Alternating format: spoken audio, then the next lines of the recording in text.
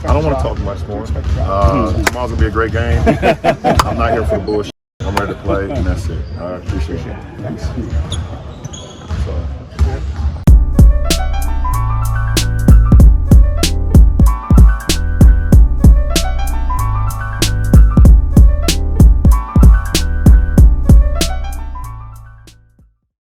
What's going on? What's going on, guys? We finally got LeBron James feedback on the Dillon Brooks thing, and sometimes the best response is no response at all, or to go out there and respond with your play.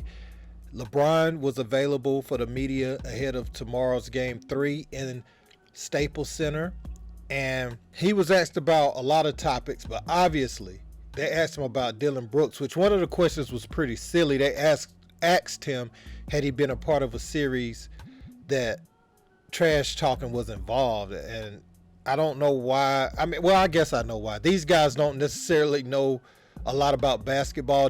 Some of them are just journalists for the paper, but they don't actually comprehend what goes on the floor in a sport. So I could see why they asked that, but it was a kind of a crazy question. But LeBron cut his media availability short, and you could tell he was just focused and determined that he's ready to show Dillon Brooks. He's heard all the whispers. He's heard all the media shows talking about it, and this is what he had to say.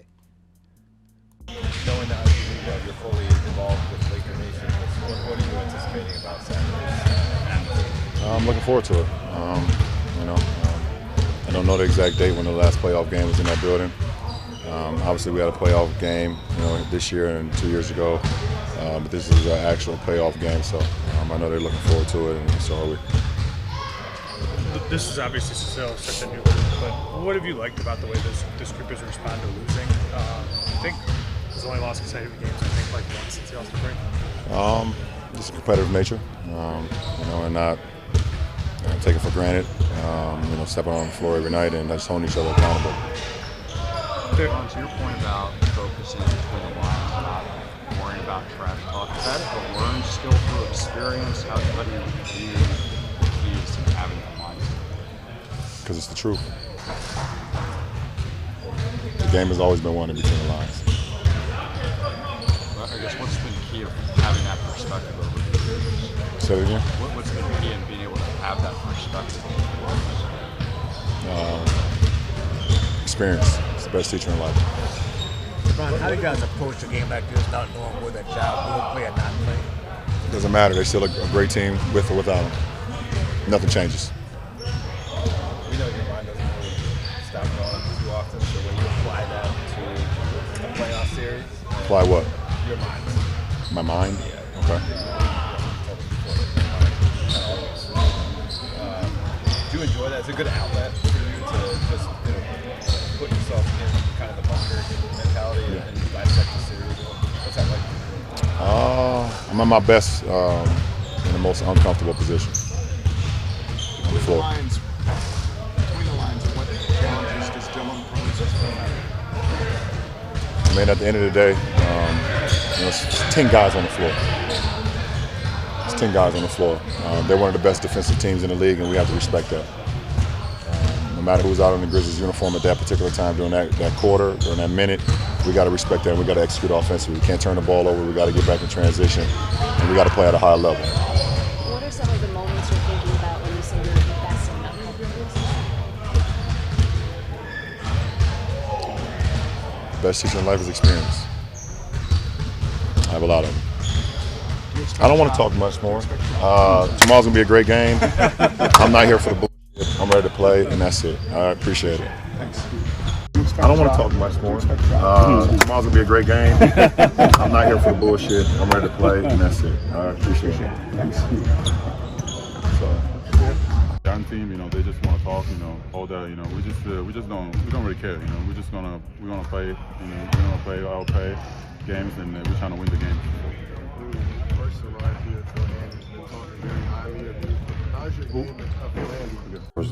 And when they started making a run. There are some people, the Lakers are making that run, they get it to 14.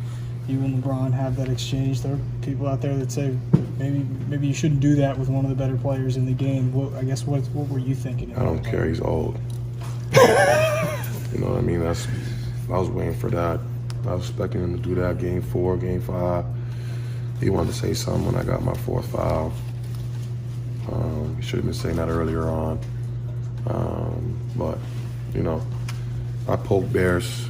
I don't respect no one until they come and give me 40. I pride myself on, you know, what I do is defense and taking on any challenge that's on the board.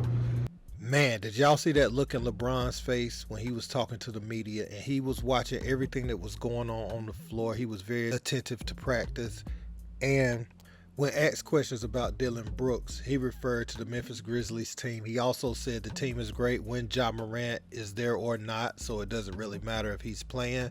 You have to be prepared for this team. They're great defensively. Obviously, Jaren Jackson Jr. won Defensive Player of the Year. But anyone that knows the mind of a great player, he is ready to light Dillon Brooks up next time he sees him. Now, he has to go out there and do it, but I would expect him to be aggressive, and not just aggressive in jacking shots. I expect him to get Dillon Brooks close by the rim trying to finish shots at a high clip, high percentage shots early and often, and really just because this is one thing. Dillon Brooks is trying to bait him into a one-on-one game. I think LeBron is going to use that to bait him into foul trouble, bait the double teams, because obviously they're going to send help if LeBron is too aggressive in the post early on. And Jaren Jackson may cheat. That's just his instinct. If he don't feel like, you know, LeBron can see him, problem is that's LeBron James. He sees everything on the floor. And if AD can get going early with some easy ones, that could be a problem for Jaren Jackson and lead to him getting into foul trouble later. So this is a match of wits and who's the most, you know, who plays this the smartest and most efficient. Dillon Brooks is highly emotional, and I think LeBron can use that to his advantage. I mean, we've even seen Dillon Brooks. We talk about all these ejections of players. We saw what he did to Gary Payton too in the playoffs last year. So that thing, he could use that thing there against Dillon Brooks, his emotions. Dillon Brooks could try to make LeBron shoot more than he's comfortable shooting, but it seems like when players try to do that to LeBron, most nights he doesn't come out that way. He may come out passing, and then as you start to tire out and your adrenaline wears off, he starts to come at you, downhill, coming at you. And once that adrenaline is gone, you got to deal with LeBron bumping you off. That could be a daunting task. So I want to see how these teams play it. And it really hurts they don't have like Steven Adams, Brandon Clark. They don't have a few of their bodies. Yes, they do have Xavier Tillman, but that depth of the front line is missing. And I think we could see that become a problem tomorrow. Now, they do have youth on their side as far as, you know, getting up and down sometimes. And Tyus Jones being a great assist-to-turnover ratio guy. Highly efficient point guard, worthy of starting in the NBA. But I just feel like if you watch that press conference, LeBron James is on a mission tomorrow. Tell me what you guys think in the comments. Don't forget to like, share, and subscribe. Until next time, peace.